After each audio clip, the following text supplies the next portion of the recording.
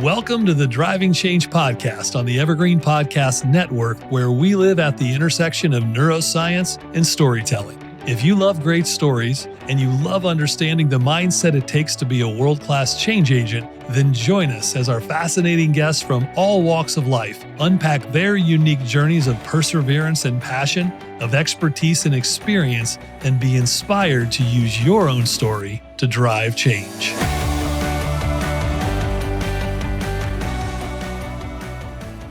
Welcome back to the Driving Change podcast. I'm your host, Jeff Bloomfield, and I have a question to start today's episode. What would you do if you knew the date and time when you were to leave the earth, but then you also knew that you could extend that by 10 plus years? The question I'm asking you is not what would you do if you knew that now, it's what would you do with the extra time? What would your purpose be if you were given another 10 years on this planet? And today's guest, I'm really excited about. Greg Schindler has really studied, but basically his life's work is on longevity and understanding the human body and understanding how we're built, how we're designed, some of the limitations on our design, so we can actually learn those, the mechanisms of how we can extend longevity.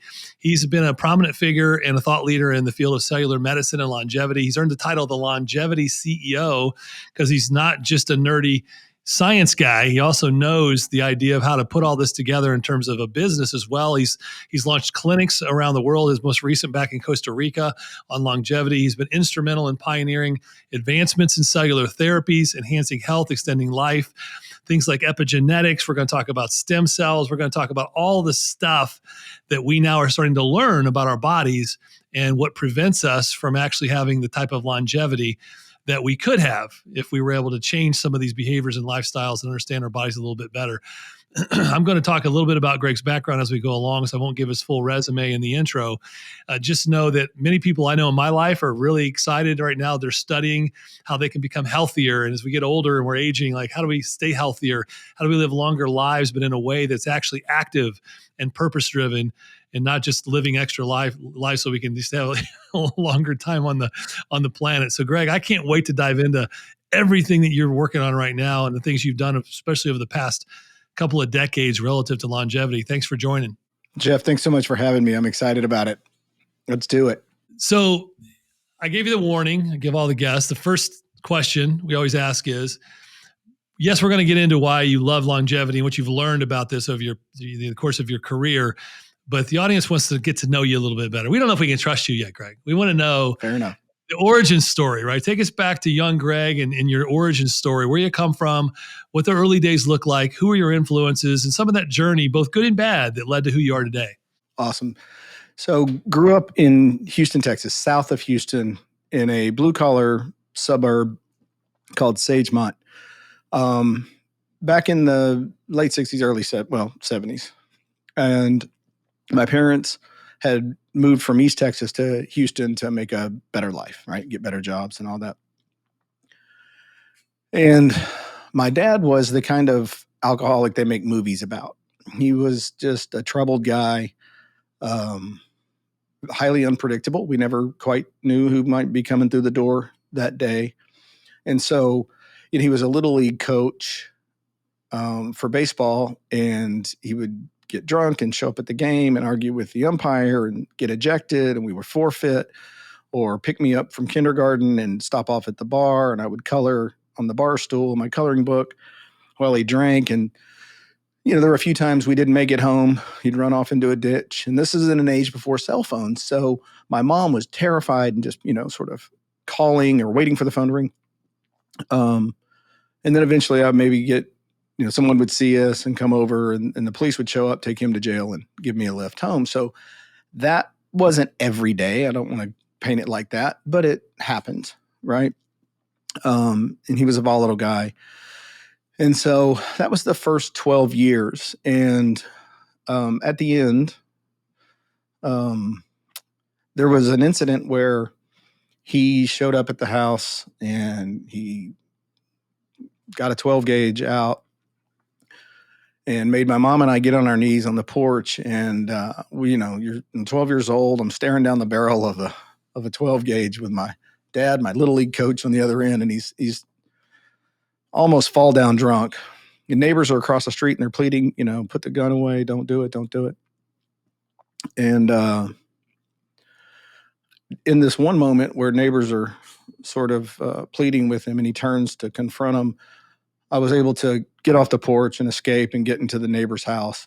And he would get in the truck and drive off and then wind up taking his own life. So that was the first 12 years. That's the origin story. It was just, mom, I never went without. It was made sure that, if I needed new school clothes at the beginning of the year or shoes or anything like that. So there were these two lives, and you grow up knowing that you're a little different. Things in your house are different than at your friends' houses. And I was an only child, and most of the families on the street had like 4 and 5 siblings. So I spent a lot of time at friends' houses and, having dinner and doing all that because it was a little lonely and unpredictable in my house. But that's how that started. And then about a year and a half later, roughly, enter Dad 2.0, which my stepfather, Jim, who was a saint. He was incredibly generous and kind and thoughtful and successful. He was a real estate entrepreneur. He was not an alcoholic. And he became my guy, my best friend. And I was super grateful that I had this sort of second chance at Dad, right? And it was a polar opposite of anything that I had experienced with having a father before. In fact, he was kind of overprotective, and I wasn't used to this, don't ride your bike after dark, and so there was an adjustment. And he lived in a different neighborhood. He had, became very successful. And so we moved across town. You leave all your friends and you show up in a new neighborhood where you don't know anybody. And the disparity in the socioeconomic status of these two different groups was, significant. And so I go to private school for the first time. And that whole not fitting in thing, this broken toy is what I've called it in the past, was now even more glaring, right? These kids had all gone to kindergarten together and they had done things like cotillion. I didn't know what a cotillion was. Where these girls go to these dances. And so I was learning all these things and desperately trying to fit in. And so I became somewhat of a chameleon. I started trying to fit in with anyone, whether it was the athletes or the stoners or the rock guys or the preppies. It didn't matter. I was just trying to fit in desperately. And I struggled. I rebelled a little bit, and things were really good. Like my dad Jim had, given us this incredible home and took me like one of his own. In fact, he adopted me. I changed my last name to his name. And despite all this and this good fortune and the winds of fortune, it definitely shifted in my favor. I decided to fight it and resist it. And I wound up at a military school in Harlingen, Texas, run by Marine Corps drill instructors who had been in Korea, and it was an old Air Force base down there. And it was exactly what I needed. There's nobody that can give a rambunctious teenager an attitude adjustment like a Marine Corps drill instructor. I needed every minute of it that I was there. So my junior and senior year, I went there and I wound up graduating from there, and it helped. It definitely helped get my head on straight and my perspective. So then I would enter college, but that's kind of those early years up through high school where that developed. And then I would wound up going on and, forming a career and getting married, and I have 4 children and running along. And I did battle, Jeff, with addiction, with alcoholism. There were many years that I say that I lost to alcohol, but I think I gave them away. And one of the things that sort of inspires me, and the reason I work so relentlessly in longevity, is I want to reclaim some of those years back. I gave a lot of those years to a disease, but fortunately I was able to get sober and beat back the demons. And things were going along pretty well. And my dad, Jim, had been a college athlete. He was very competitive. He was very healthy. He beat lung cancer, when I was a senior in high school. Freshman in college. He got diagnosed with lung cancer, and they took 2/3 of his right lung out, and he refused chemo. He said, I'm not doing it. He had watched his mother pass from lung cancer about a year before and saw how horrific it was, and he wasn't going to do it. He was a man of deep faith. deep faith. And he thought if it was his time, he was going to a better place. So he flatly refused chemo. We were all a little dismayed, maybe even a little angry and frustrated with him, but he survived it and he beat cancer. And went on to, within a few months, life was sort of back to normal. And then on October 7th, 2010, I got a phone call. And he had, his health had been failing. About a year prior to that, he had a heart procedure. He never quite recovered fully, mentally, emotionally. It was different. There was just something different. And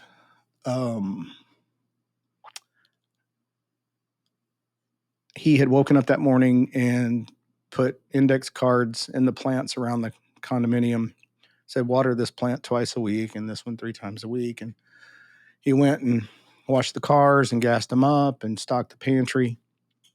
And then he got in his car and drove across the street, to a rented storage unit, and went inside and took his own life. Wow. His health had been failing, and he didn't want to be a burden on the rest of us. And, given how competitive he was. And so, it was a shock. It was, it was traumatic, and it was grief stricken and everything that, I'm not alone. My story is my story, and we all have, our challenges and our stories. And I think that when I look back on it, Jeff, things sometimes you say, well, what's your purpose and what's your mission in life? And for a long time, I really didn't know. As a young entrepreneur, I thought it was about money. I was focused on money. And not surprisingly, I didn't get a lot of wins. I had a few along the way. I'd call them minor wins, stand-up doubles or something. And I had some losses along the way too, but it wasn't until my perspective shift when that tragedy happened that I started really thinking about serving other people and helping other people solve their problems, and not necessarily what was in it for me. And that's when things shifted and started to take off. And that's when the longevity journey really began in earnest, and this whole focus on health, because nobody should have to feel like that is their option if their health is declining. And so we need to develop new and innovative strategies outside of more traditional medical, models. And so that's where really I think it began for me. Wow, man, what a powerful story! And gosh, I can't even. You're right, that is your story, but I think there's so many things in there that are so relatable to so many people, and obviously not probably having experienced the double tragedy the way you did, and the impact that it has on you. But now, how do you respond to that? And that's the key in life, right? Is like, what am I learning along this journey? Because those things, they were your biological father's story and your stepfather's story. They weren't your story. Your story is your own. You just happened to, you just had to witness their story. And now what do you do with your story as a witness to that story? It sounds like it sparked something in you to say, well, there's something very interesting to me is that you watched just such a dichotomy of two men and how they acted, behaved, responded. That I just find it really intriguing to me with your stepfather. This is where I want to get into some of the stuff that you're working on, because it's just amazing to me. I'm a man of faith, so I believe that these things happen, and we're supposed to look at them and learn from them and take lessons from them and try to walk a better path with it. And like your stepfather, for some odd reason, believed he could beat lung cancer. And at the time, you had really probably no idea what the biology around the immune system to the degree that he could do that were possible. And I bet you, looking back on it now with what you know, you're probably seeing a lot of dots connected for maybe the things he did, or maybe some of it was genetic, some of it wasn't. Like you started to see there were seeds being planted. Your father had a disease. Your original biological father had a disease. And then your stepfather had a different type of disease. And so you were surrounded by these diseases, you yourself experiencing a little bit of alcoholism. And now looking at this, do you see that as a path to where it's almost like you were being prepared for this mission you were going to go on that you're on today? I love that. I love the way, you talk about that. So two things there. One, the first thing is, some things hide in plain sight. And you said it. They were both health related. One was mental health, but I would argue there was some physical and spiritual and emotional, health problems as well in my biological father. And then the other one, of course, was more physical. And I don't know if he thought he could beat it. I think he was just thinking that if it was his time and it was time to go, then and God called him home, then he was going to be in a better place. And he believed that deeply with everything, every fiber of his being. So I think he thought, like, I don't want to take it. I don't want to go through it. I saw what it did to my mom. I'm not going to do it. He flatly refused. And he was a man of deep faith. He prayed and he beat cancer. So this was 1986, 87. So I think the odds or the chances were less than 30% or something. Or Yeah, definitely. Well, I lost my papa to lung cancer growing up on the farm in Ohio, so I know exactly. And ironically, my father was an alcoholic Marine with post-traumatic stress syndrome. So there's a lot of relatability in a lot of our stories in so many ways. I heard this story once and I want to share it. It was a guy who had gotten sober and he had been sober 5 or 6 years and everything was going well and right. He got a good job and he bought a condo. He had a good relationship going on and he thought, these are the promises. Everything is working really well. And he lost his job. It was just a reduction in force. They laid him off and his relationship began to sour. There was some toxicity in there. He put out 263 resumes, I think it was, and didn't get a single answer. He has 60 days of savings left in the bank. And, his girlfriend leaves and moves out. So now he's sitting alone in his condo. He's got no job. He's got 60 days before the tank runs out. And he gets a phone call from his college roommate. And he says, hey, I'm coming to town. I'm working on a new business idea and I'd love to see you while I'm there. And so he says, well, where are you staying? He said, I don't know. I haven't figured it out yet. And he said, well, why don't you stay with me? I could use the company. And his buddy said, sure. So he comes in for a few weeks. And during those several weeks, he starts to reveal his business idea and his plan and what he's working on. And they wind up throwing in together on it. And they exited the company for $60 million about 7 years later. Now, the lesson in that story is he says, when I looked back then, or when I was going through it then, all these obstacles and challenges and setbacks were really God removing these things out of my way so that I would be prepared for what was coming next. I didn't have to know what it was. I didn't have to know what the plan was. And God doesn't tell us what the plan is. You just have to know there is one. And he said, and it was only with hindsight that he was able to look back and say, those were just obstacles being taken out of my way so that when this opportunity presented itself, I would be prepared for it and open to it. And I love that. I've carried that with me for ever since I've ever heard it. And I love to look at things like that. Whatever these challenges, setbacks, trauma, there's always something to be learned. And there's always something else coming, whether it's better or different or whatever it may be. But that mindset for me, I became very resilient. I believe that I saw on your bio about hard work, the importance of really hard work. And I've always said my superpower is I'll outwork everyone else or I'll outwork the problem. Right? I've just got grit. I'm super gritty. I'm resilient, and it makes sense. Right? But on the personal side, that's my survivor instinct. And on the personal side, safety is really important to me, and that makes sense too. And when those two start to collide or intersect, that's where the deep work, we talked about vulnerability just before we hit record. That's where the deep work for me starts to come in and say, all right, what's guiding this decision to go in this direction? Is it my fear? Is it that need for safety? Is it just feel like I can get gritty and resilient and outwork this thing? Or, does it make sense? Is it in alignment with who I am? And for a long time, I didn't know. I really didn't know who I am. In fact, I even thought of doing this like mini document series called Discovering Me, where as you grow up and you start to learn different things, with my biological father, Bill, I didn't go to the cemetery since we buried him when I was 12 years old.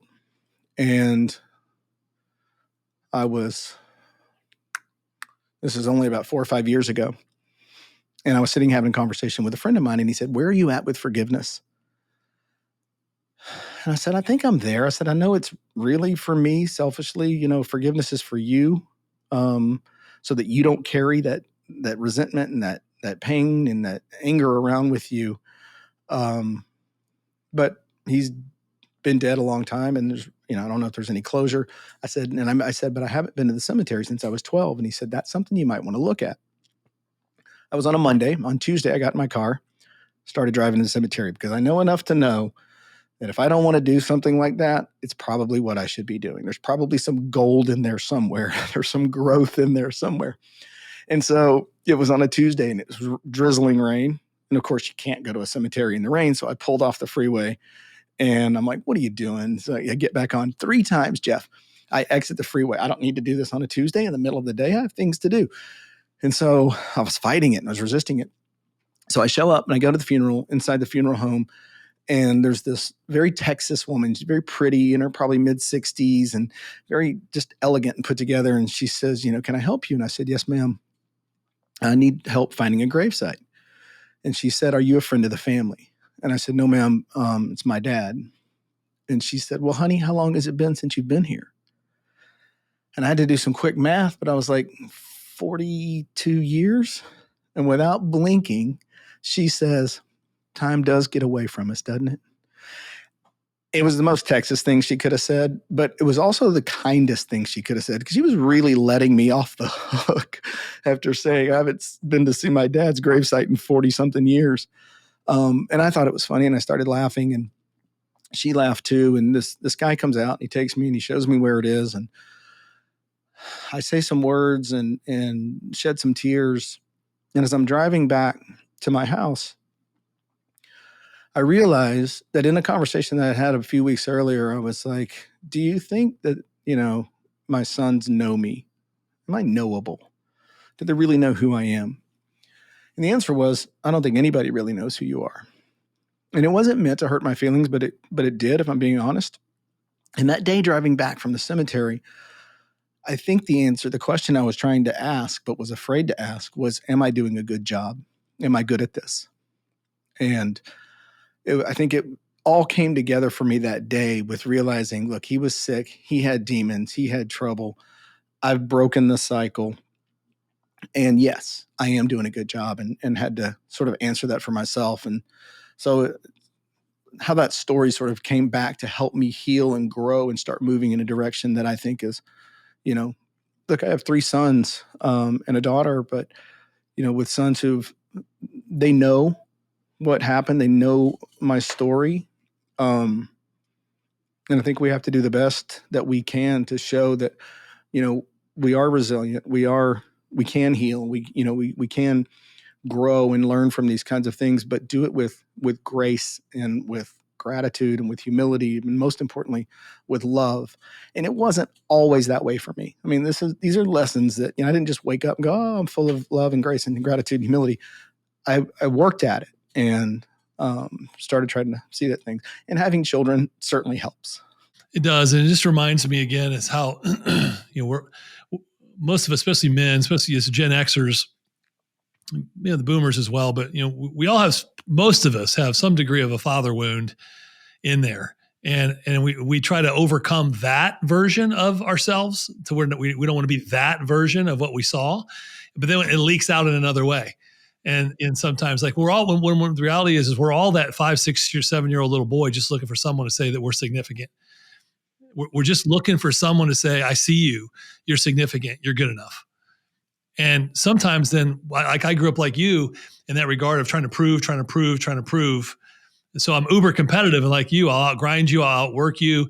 And if I'm not careful, I'll do that outside of what I know my identity truly to be. And it'll bleed over into my ability to be a good dad and a good husband and a good leader of this business. And like you, those awareness, those epiphanies. One of our chief coaching officer here, he says all the time, it's brilliant. He's like, your biggest strength is also your kryptonite. Your superpower is your kryptonite, right? 100%. And you and I we're wired that way, right? A little bit. It sounds like the same. And That knife cuts both ways. What leads you to survive and thrive can also be the thing that can be your one of your greatest character defects at the same time, 100%. And I wear that badge of provider protector, and I wear it with seriousness, but I also use it as a crutch at times, right? Because what I'm I doing have to is, go. Yeah. yep, sometimes I'm using that badge to hide the empathy and the vulnerability and sometimes the way that I communicate and treat other people. And I got to keep looking in the mirror, which I love that you've done that work. And it's not like you've done it and it's over, right? I think what I'm hearing from you is the same with me, is I got to keep looking at that mirror every day, or I'm going to slip right back into this other version of me that I know is not who I am. Every second of every day for me. I mean, I wake up in the morning and it's, all right, let's get in this day with love, gratitude, humility, and go for it. And some days the wheels come off by 9:00 in the morning, right? Somebody takes me out of it, right? Or I take myself out of it, or I allow myself, I start reacting instead of responding. And I have a couple of hacks. Here's one. If you've ever been in your car and you're just sort of yanked up and you're in story time in your head and everybody's, maybe you're even playing a little bit of a victim and people are just not doing what they're supposed to do. And if this person says this, you're just telling yourself stories and you're spun up. I've exited before and just gone to a convenience store or gas station and walked in and gotten a bottle of water and given the girl a compliment, or the guy behind the counter a compliment. It is almost impossible to be self-absorbed and selfish in your moment when you're being kind to someone else and giving someone a compliment. And you get back in your car and your shoulders drop and your breath, you get out of your chest and start breathing a little better. And it's just a little hack when I start to feel that anxiety and that pressure and that build, and I'm in story time in my head. Is just anything like that we can do. And typically I just say, okay, what is it that I'm afraid of? Because there's always a fear attached to it, at least for me. That's so good. So what you're saying is actionable kindness is the antidote to self-absorbed victimhood. That's much better said than the way I said it, but yes. But that's brilliant. Like, it's so simple, right? But it's most of the things we complicate them, or I do. Well, let's do this, because I think I didn't expect us to go this deep, this far, this long in the episode. But I think it's probably the most interesting part of the whole show. Will be the first half here. But I want to get into a little bit of the longevity piece, because as you transitioned out of what you've learned and what you've become passionate about, how did you decide to get into really trying to study the body and understanding at a cellular and a biological level how we're wired, how we're designed, and so that you can start to identify what the limitations are, so we can start to think about how we overcome them? Like, what prompted you to get into that?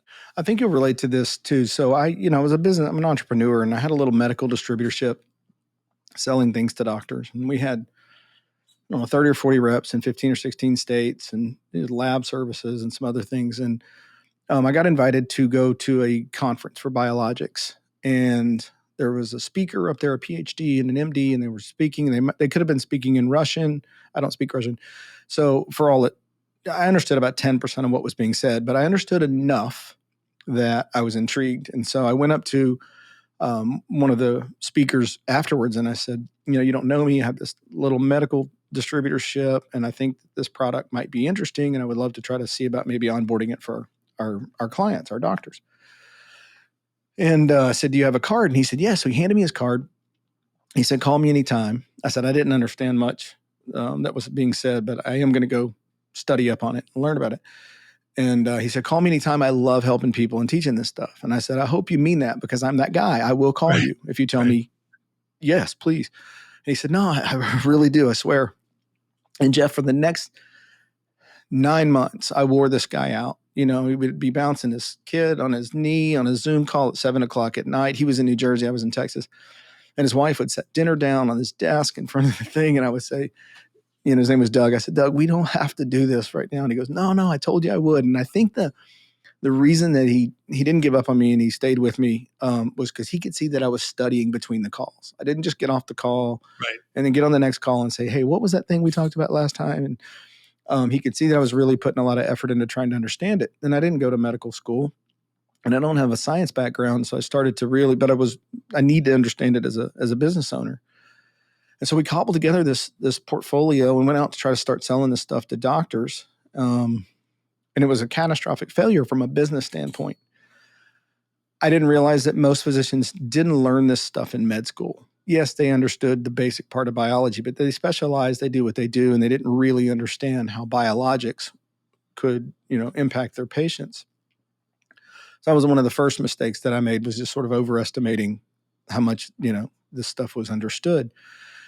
And then the second thing was, it was a cash pay situation. And a lot of doctors struggle with that. They like, the insurance, it's really simple. They have a whole team doing their billing and everything else. And so there was that. And so it failed and it was a little early. We were pretty far out in front. So I got super frustrated and did what entrepreneurs do. I said, well, let's open a clinic, hire doctors, and I know how to market. I know how to open a business and run a business. Let's go treat patients and do this, because I fully believed in it. I had done a procedure on my shoulder and my knee, and it was amazing. So we did. 90 days later, we opened our first clinic in Oklahoma City, just doing orthopedics, right? Hips, shoulders, knees, elbows, things like that. And we were pretty good at it. Had really good doctors and staff. And then we moved into Texas, started opening clinics there. And then it started to occur to me that we're fixing things, sometimes preventatively, but most of the time, reactively, like most of healthcare is, right? It's the craziest thing to me. One of that longevity CEO comes from, I was speaking at an event, and a friend of mine was introducing me, and he said, welcome my good friend, Greg Schindler, the longevity CEO. He just threw it out there on the fly, and it kind of stuck. But I started thinking about, well, what does that really mean? And I believe that we have to have a mindset shift that we are all the CEOs of our own health and longevity. And by that, here's what I mean. You'll appreciate this. I think a CEO is responsible for the vision and the strategy, right? And then putting a team together to help execute that strategy, and then making informed decisions with market data and metrics, and evaluating, your KPIs, and then how well is your strategy working, and then reviewing and optimizing, right? And building a culture and an environment where the business will thrive. And if you think about it from a health standpoint, we outsource. Imagine you're the CEO of your company and you outsource your job, vision, strategy, culture, execution, all of it, to a consultant that you talk to a couple times a year. And you only talk to him when there's a problem. And the solution is a Band-Aid or a piece of duct tape. And by the way, duct tape was also a big part of in my growing up, my childhood. I saw that. You get a piece of duct tape to sort of mask the problem, the symptom of the problem, but do nothing to the systemic issue that's going on in your business. And then at the end of the year, you try to make decisions in the rear view based on these symptoms that have arisen throughout. So that's not a very effective business model, nor would it work, and the business would fail relatively quickly. Yet that's exactly what we do with our health. We outsource it. We wait till there's a problem. The check engine light comes on. We go. We get something to help us match. And I'm talking primarily in chronic disease and conditions. And then we get a Band-Aid or something to mask the symptom, but nothing to really address the underlying root cause, because that's really how the whole model is built. Diagnose and treat symptoms of disease, typically with pharmaceutical targets. Take the pill, you'll feel better. You may not get better, but you'll feel better as long as you keep taking it. So that's sort of the medicine model. And I think that when I talk about longevity CEO, we're all the CEOs of our longevity, or at least we should be. And we should be thinking this way, and take a little bit of agency and accountability back for this, and get a strategy. What does that look like? Is it peptides? Is it supplements? Is it diet, exercise, lifestyle behaviors? Is it frequent testing? To Function Health right now, Mark Hyman's new deal, you can go for $500 a year and get tested twice a year, every 6 months for $500, and it's like 110 biomarkers. It's absurd. I mean, it's $500, can be a lot of money, but in the world of lab tests, it's not a lot of money. You have all of this available to you today, and then you can build a team as a CEO would, a nutrition person, an exercise person, a holistic coach or wellness coach, or whatever you put a team together around you. Maybe stem cells are part of your strategy, right? As you start to get older. You build a plan, and then you start to review how well is this plan working? Because like you mentioned earlier with epigenetics, we can tell, are we in a state of decelerated or accelerated aging? What's our pace of aging? All of those, that's a $300 test. So we have tools and market data to come back in these data points and these metrics that we can start to evaluate. How well is my strategy working? right? And then go to the right team. Functional medicine. I tell everybody I meet, if you don't have a functional medicine doctor, get one, right? It's one of the fastest growing subsectors of healthcare for a good reason. The body is supremely capable of doing a lot of the healing if we put it in the right condition to do so.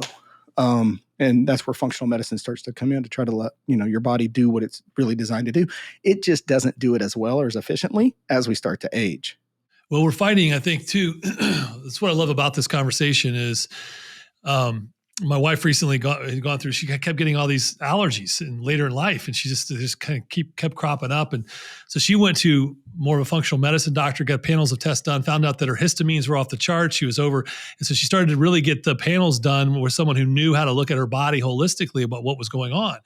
And checking her for parasites and checking her for heavy metals and looking at all the things and turned out that she could correct 90% of it with she's been a healthy eater, by the way, with just diet and the right diet and exercise and the right, combination of supplements. So she's been in the last year down this path of just truly diving into this part of the aspect of being the CEO of her own health. And she's never felt better.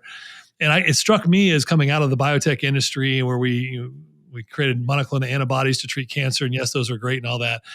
But our medical industry, I'll call it an industry today, doctors are not trained to identify and help with preventative medicine. They're identified to treat the symptom, to your point, with pharmaceuticals. And so they're financially rewarded for treating the symptom. They're educated to treat the symptom. They're educated to diagnose the symptom. And not the problem. So I think part of what I love, here's my question where I'm going with this, is part of what I love about it is I'm 100% a believer in everything you're talking about. Yet I still feel like at the same time, the education of the population is still an eighth of an inch deep on what people need to know to understand what you've learned over the last decade. So talk a little bit about that journey, because you obviously got to spend it with the doctor, learning all this initially through the first biomedicine you were using or biotreatment.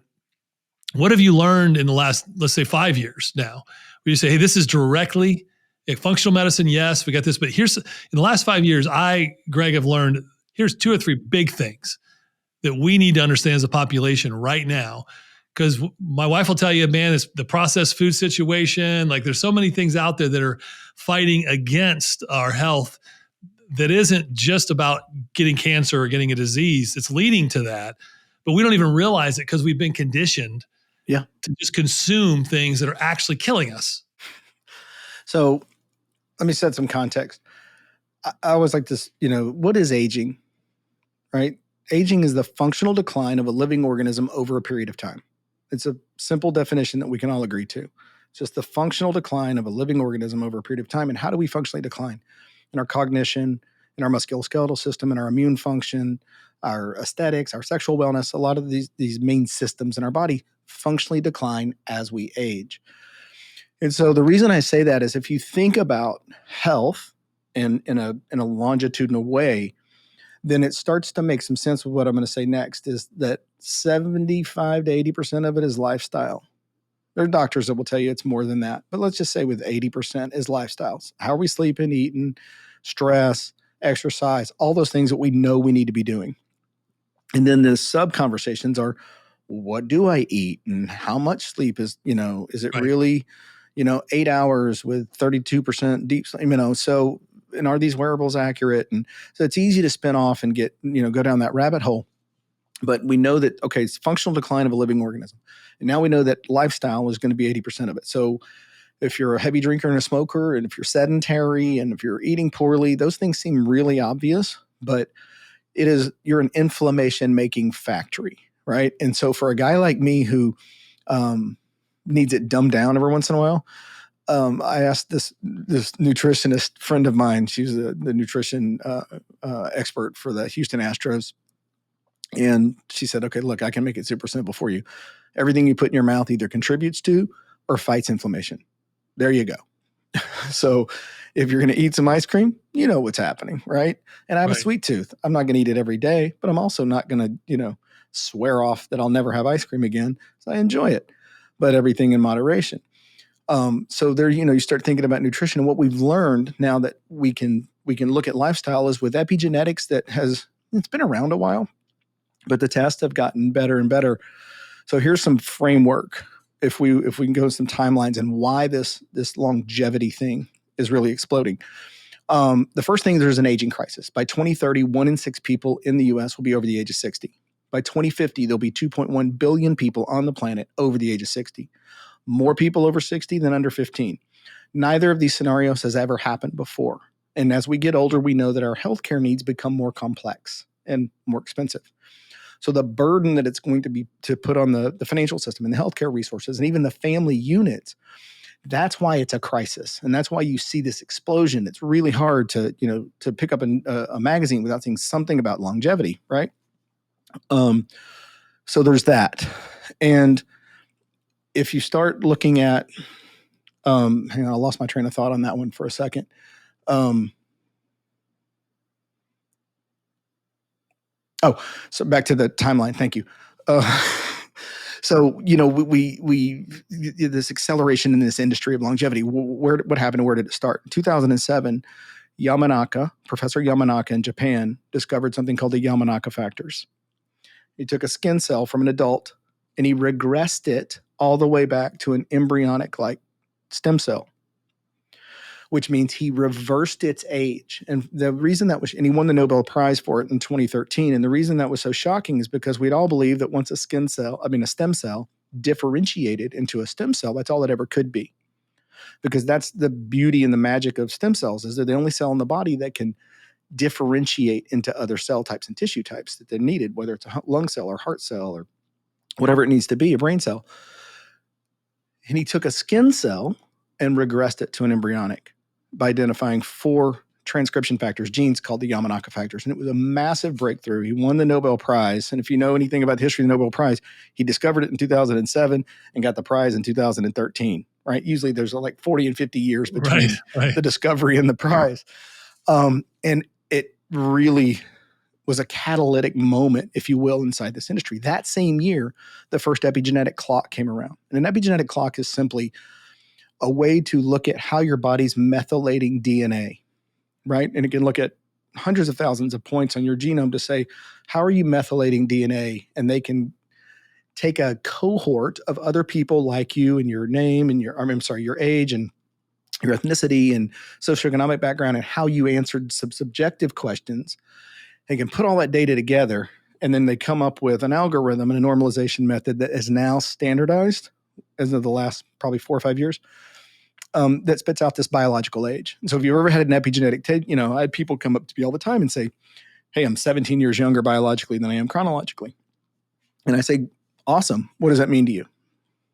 And that's where the deer in the headlights, I don't know. I said, do you think you're going to live 17 years longer? Or what does it mean?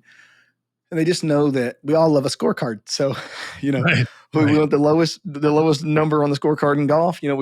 So it's like we love scorecards, but it's the understanding. And to your point, that education of people, like, what do we do with this information now? And an epigenetic DNA methylation test is one piece of data. And there is no magic bullet in any of this. There's another thing that I've learned. It is incremental advances and puzzle pieces with lifestyle, diet, exercise, sleep, nutrition, all that stuff. And cellular medicine comes in and plays a role because it will always come back to the cell. And in 2014, there were originally 9 hallmarks of aging identified. So you got Yamanaka in 2007. He wins the prize in 2012. 13, we have the first epigenetic clock. 2014, we see the hallmarks of aging. And basically, a group of doctors and scientists got together and agreed that these are the hallmarks of aging. And everything comes back to the cell. You have DNA damage and lack of cell-to-cell communication and mitochondrial dysfunction and loss of proteostasis, all of these things that happen at a cellular level. Interestingly, they went off and decided to try to figure out how to develop pharmaceutical targets to mask the symptoms of these hallmarks. That's for another story. It was a really important part in time because we started getting better idea of how this machine works, right? Still a long way away, but we have. And then finally year before last, the WHO formally recognized aging as a disease. So really 2007 to right now, 2012, really, if we look at when Yamanaka factors won their prize, is not a long time. And so that's why you see this acceleration. So what we've learned is that lifestyle can be measured and it can be altered. The big breakthrough was understanding in epigenetics that it can be changed and influenced by our lifestyle with stress and with our lifestyle choices. And that was a huge find because for a long time we thought, whatever your DNA is, that's the hand you're dealt, right? It's not really changeable. And with our epigenome, which influences the genes that are being expressed, we realized that we could make some changes. And you can see those changes in these tests over a period of time. So longitudinally, am I doing better or worse? And so we're on our 4th generation of the epigenetic clock now. It's highly, highly accurate.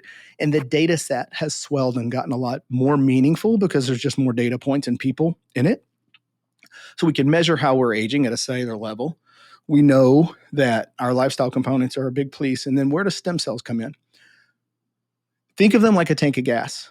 So when we're born, 1 in 10,000 cells in the body is a stem cell. By the time we're in our 70s, I think it's like 1 in 2 million, 1 in 2.5 million. So it's just this steady decline over a period of time. And as we age, we start to get something called senescent cells. And senescent cells are cells that can no longer divide and multiply. They go through a state of being quiescent, and then they become senescent. And over time, they become enemy number 1 related to aging. They can mutate into cancer, but they're really toxic. And I always tell people it's like a senescent cell and a somatic or a healthy cell next to it are like having a best friend. You're eating well, you're clean, you're working out, you're sleeping well, trying to do all the right things to be healthy.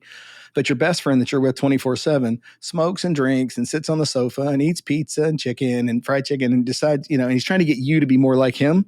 That's a senescent cell in our body. And so you have this stem cell decline and the senescent cells are on the rise. And where they intersect at around age 55, 60 is where we start to see health-related complications and or disease, age-related disease.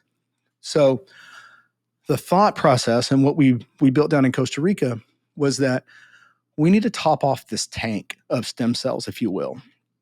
And so we borrowed some concepts from cancer. So when you get cancer, and this is very generic, very generalized way, but you get cancer, they ablate your bone marrow, right, to keep your immune system from attacking itself. And you get a donor match of CD34 positive hematopoietic stem cells. There's 3 main stem cell types.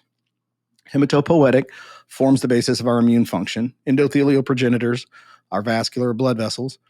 And then a mesenchymal forms the basis of our musculoskeletal system. Well, in cancer, we need to rebuild your immune system. You get a donor match of CD34 positive hematopoietic stem cells. They typically give you back around 2 million per kilogram of weight to reconstitute your bone marrow and hopefully stop your body from attacking itself. Well, in a healthy individual, what if you could capture those same hematopoietic stem cells earlier or younger in life, or even in your 40s and 50s, preserve them so that as we age, you could get them back.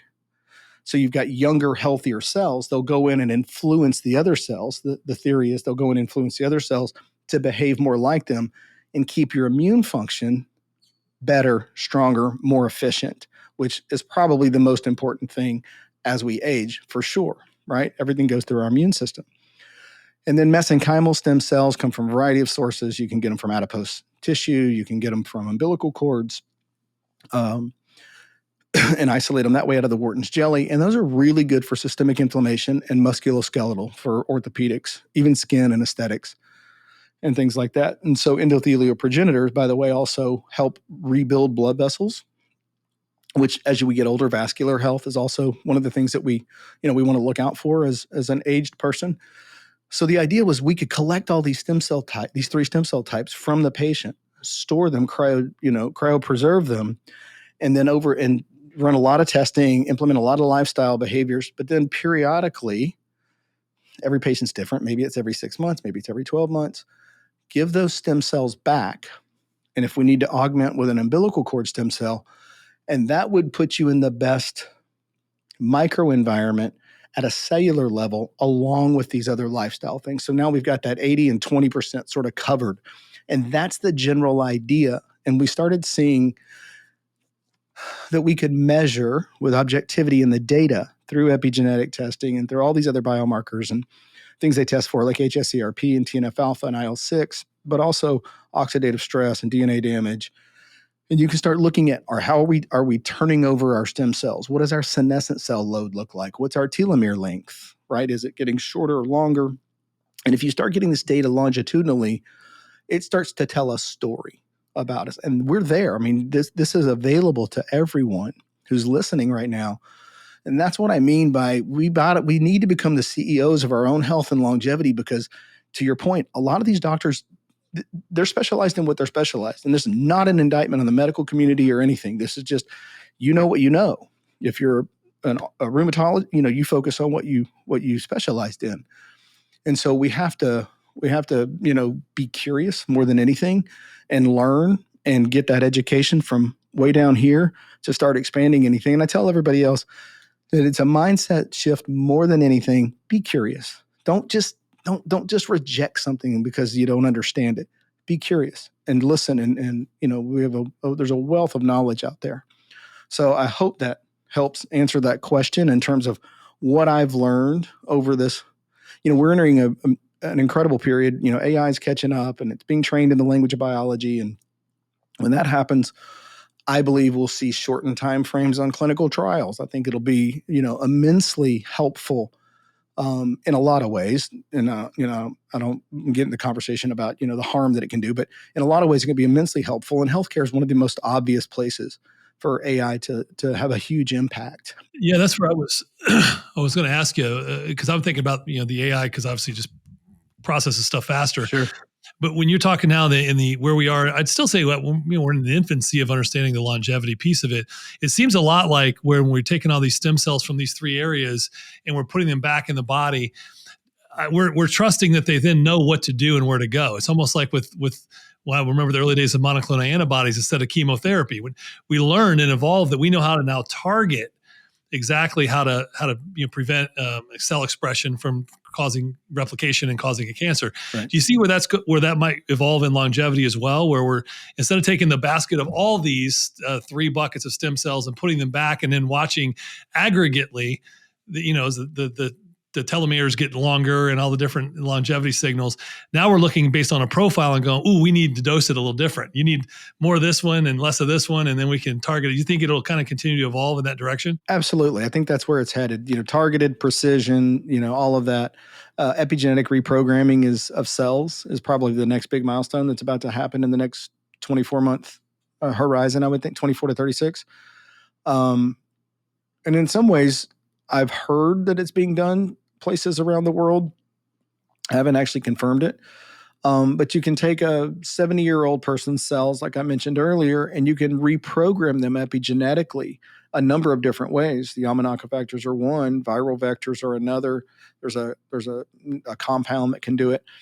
And literally in 5 to 7 days, you can reprogram these cells to be epigenetically similar to a 30-year-old. So when you give them back to the patient, theoretically, they will go into the body and go back to the bone marrow niche because they're an autologous cell from the patient, and make copies of their younger selves and, then influence all the other cells to behave more like them. And it's been done. It's been done in mice. And so we know that it's possible to do this epigenetic reprogramming. And I think that's going to be a big milestone that's coming up here, relatively quickly, because there's a lot of work and effort being done. And longevity's got billions and billions of dollars. Altos Labs is working on cellular reprogramming right now so that we can take a 70 and 80-year-old person and try to, extend, I believe, at the very least, the quality of that last decade, right? And people ask me, are we going to 120 or 30? I don't know.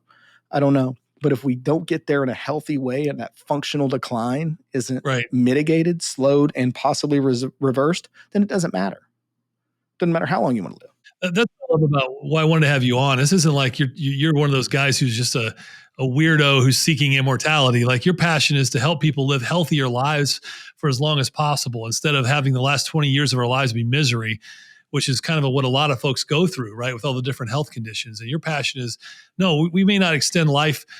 You're not going to be Old Testament Methuselah here anytime soon, but if we can live to 100, 110, and it would do so, even if we live to 95 and all the way up to the doorstep, we did it with activity and virality, and we were doing stuff that we cared about at the end instead of living a kind of a disease-ridden, miserable last 15 years. That's part of what I liked about your vision, your passion. That's it. It really is. I think that, look, if you can go to 95 in good health, if you can go to 85, 90 in good health, that's a win. It's a big win. On average, I thought a statistic recently that the average American spends the last 12 years of their life in some form of chronic disease and or sick care. And we have to be able to get upstream of that, right? And the science aside, the number one fear, if it's not money, the number one fear of anyone getting older, an elderly person, is loss of independence. Can't remember why you went into the kitchen. They take the car keys from you. You have to move into a home or with, one of the kids. That loss of independence is what people fear the most. And we lose our independence because we lose our cognitive abilities. We functionally declined to the extent that we can't be trusted to be on our own anymore. We lose our mobility, our musculoskeletal system, and our immune system starts to fail and weaken. That's that functional decline part that I talked about earlier. If you can use a combination of lifestyle practices and modifications and cellular medicine and blend those two together and objectively see if we're making an impact and improvement in people's lives, if we can get a decade of I think about my dad at 76, and he had been healthy his whole life. What could maybe this have done or and I don't know Right. if it could have, but maybe. And I think that being curious and looking for solutions that are sort of outside the box, outside the norm, is where we have to go. And that's where everybody's looking. And so a lot of money being thrown at it and a lot of really smart people working on trying to solve this problem. And to your point, and thank you for that, I think it's just, look, past the science and past the 130 and 150 and the immortality conversations, I'm really interested in trying to people to be functionally healthy in that last decade or two. And if we can extend it another decade, awesome. Right.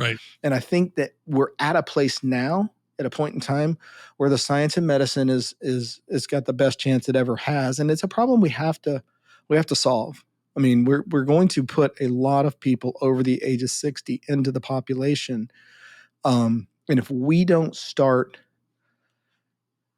improving how they age in that 60 to 70, 70 to 80 years in range, we're going to have a bigger problem than just bad health, right? We're going to have an economic problem and a financial, a healthcare resources problem on our hands, and it's coming. And I think that's one of the reasons that people are starting to. And you and I'll be part of that problem because at that point we'll be in that bracket, right? 1,000%. Yeah, 1,000%. And I think that's why we're seeing the people galvanizing around this whole industry and longevity. And it's exciting. There's really neat, when you see I tell a story about, there's a bunch of them, but when somebody comes in and says, "You gave me my life back," you're like, no. You made decisions. You did all this. We're just a guide. And I'm not the hero of the story. We're just a guide that gave you a plan to achieve success and avoid failure. And you listened and you did it. And, you see people lose weight and gain mobility and get energy and focus and clarity, and everything's now starting to get better and they're more hopeful in life. When you see that on a daily basis, there's your reward. That's the stuff that we're after. And then I think that, it's fun to chase all the exciting stuff like epigenetics, cellular reprogramming, and all that. It's fun to talk about and see and study. I've been up to some labs in Boston that, are working on it, and it's awesome. But seeing it manifest in everyday real world application in someone's life, to me, I think that's what it's really all about. At least it is for me. So where can folks go to learn more? What resources do you point them towards? I know you've got clinics opening up here in the near future. You got a new show coming out soon. Like I know I have a lot of people in my sphere that eat this stuff up. So they're going to want to consume. They're going to listen to this episode and go, "You didn't give me any links to go to anywhere to learn all this stuff about." So just in general, where can we go to learn more about you? I know there's gregschindler.com, but also maybe some recommendations on some places to go and get some of this testing done or get ahead of the curve until your clinic's open. Like what can we do? Jeff, I'm in the process of sort of gathering up some of these resources so that when this question comes up, you can say here, but I'll just tell some quick things. For epigenetic testing, I like True Diagnostics. It's TRU Diagnostics. It's run by a guy named Ryan Smith. I think they have the most data, and I like it. There's a lot of epigenetic tests out there, but True Diagnostics is the one that we used and I continue to use for epigenetic testing. Function Health. Mark Hyman collaborated with some other folks and created Function Health, where you can go online, pay $499. Then they set you up and you answer a bunch of questions and go to Quest and you do some blood work twice in your initial visit, 2 different days. And then you get your report back, and you can take that to a functional medicine. You can go to the International Association of Functional Medicine Doctors. You can go to the A4M, which is the Academy for Anti-Aging Medicine. It's a great resource, and you can search in your zip codes for functional medicine or, other holistic doctors and things like that. So that covers your biomarkers and your epigenetic testing. And then I say again, get a functional medicine doctor if you don't have one. And then, there's not a great resource and repository for what we talked about on cellular medicine. There's just a lot of fragmentation in that space right now. And unfortunately, it's, we're working on solving that. That's part of what Longevity Powered by You is going to be about, which is the show. Thank you for mentioning it. After 6 months of it just about being ready to launch, it's finally going to launch. I'm saying it out there because I'm going to force you now from an accountability standpoint. Accountability. It's got to launch now. You tell people about it. You got to do it. But I thought, let me leverage the network and the access to the people that I have access to from being in this space who, they're not on a lot of podcasts, but they have a lot to say, and they're very, very, smart, and they're just not, maybe they haven't been approached, or maybe they're not interested, but I know them and they'll do it. And let's get some of that knowledge out there so that we can start creating some sort of a repository, if you will, of this. And then hearing from people in these stories that are really inspirational, that have done amazing things and want to continue to do amazing things. If they were to get to answer your question, what would you do with another decade? Right? Like, what if Michelangelo had lived another 10 years? Like, what would have happened? Right? Or Da Vinci or something. So what is it? I've talked to people who say, I want to learn another language, right? I want to learn to speak Mandarin, or I want to learn to play an instrument that I never, I started out as a kid. So you hear, people that have bucket list items, they want to, leave a legacy and sail across the world, or help, children, or end hunger, or whatever it may be. We all have this purpose and something that if we could have more time here, what would we do with it? And for some people, it's just spend more time with our loved ones, making more memories. And I think that's as noble as any of the ideas. And I just want to encourage the listeners right now to think of, when you hear things like, we've almost been conditioned over the past 20 years, when you hear things like epigenetics or longevity or cellular medicine, you start thinking voodoo. Like we were conditioned, oh, this is voodoo stuff. Well, that was all propaganda. Because the reality is this is the real stuff. This is how we were designed and wired. And if anyone has any doubts, look no further than the last 4 or 5 years as we came through COVID. And we know, and I know that you listening right now, you know this to be true. You know there's more to you than what you've been taught. You know there's more to your health. You know there's more to our biology than what you've been taught, and more than your primary care doctor actually has been trained in. So this isn't voodoo. This is stuff that I've seen firsthand through the people in my life who have done a lot of this research. And Greg's on the cutting edge of this stuff. So I would say to those listening, lean into this. Go to these resources. Stay connected to Greg. Start listening to his show as it comes out. And we might have you back on soon, maybe the end of the year. I love an update. Love to see what we've learned. And I want to keep you in the cycle, kind of keeping us updated as to what you're learning as you go, and as you get closer to opening the next clinic as well. Because I know this stuff's moving fast, and we're learning more and more, way faster than we ever used to before, right? Yeah, thank you so much, Jeff. Well, we're excited about the new place. We'll be in Mexico, and the medical advisory board is who's who. I don't know if I'm able to let the cat out of the bag yet, but I would love to. I mean, it's phenomenal. To your point, it's not voodoo. This is hard science and medicine, and there are groups of doctors who love evidence-based stuff, and for good reason, right? We got to have it. Purity is one of them. He can cite studies and things, and off the top of his head, it's insane, and the guy's incredible. And then there's anecdotal evidence that we start to see. But we always have to lead with, first, is it safe? Second, is it efficacious? And then, we'll be able to see some benefits and make meaningful change in the lives. But we have to innovate. We have to push it. And we just don't want to overpromise and mislead people. And I think that's where stem cells in the past have gotten a little bit of a bad rap, and they were misunderstood. There was a lot of misinformation. And it's a lot like looking on Instagram today.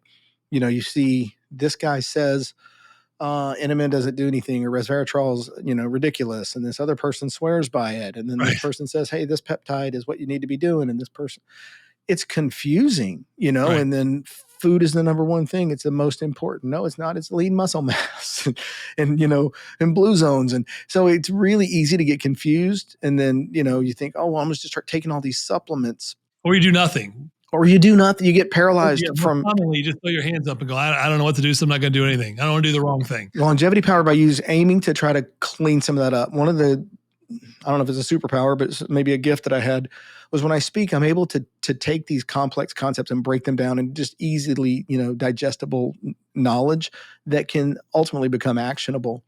And so between that show and the new facility that we're going to have down in Cabo, we're going to try to just take it to that next level and continue to innovate. There's going to be a lot more research focus on it, so that we can start to bring a few of these promising things, maybe like epigenetic reprogramming. No promises, but knowing what I do know about it, it's imminent.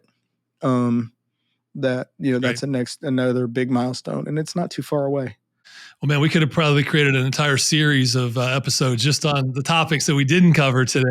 I get chatty. I'm sorry. I do. No, it's and it's an exciting topic, and I think one that a lot of people are interested in. So, thank you again for being on. I'm not just saying this. I want to have you back on later in the year and get an update from you, and let's stay connected and see how we can help our audience continue to learn more about what you're doing and the difference you're making in this new awakening period of your life of serving by solving. So thank you for what you're doing and who you are, and using your purpose and your gifts and talents to make the world a better place. Thank you so much. And I would love to come back. And to anybody out there, including your wife, anybody who wants to message me, DM me, email, go to gregschindler.com or whatever. I try my best to answer every single one of them. And I love this stuff and I love helping. And so that's fully out there. And if I don't know the answer, I probably know somebody who does. That's fantastic. Thank you for that offer. I'm sure we'll probably have people take you up on it. Thank you so much. Yep. Until next time. Thanks again.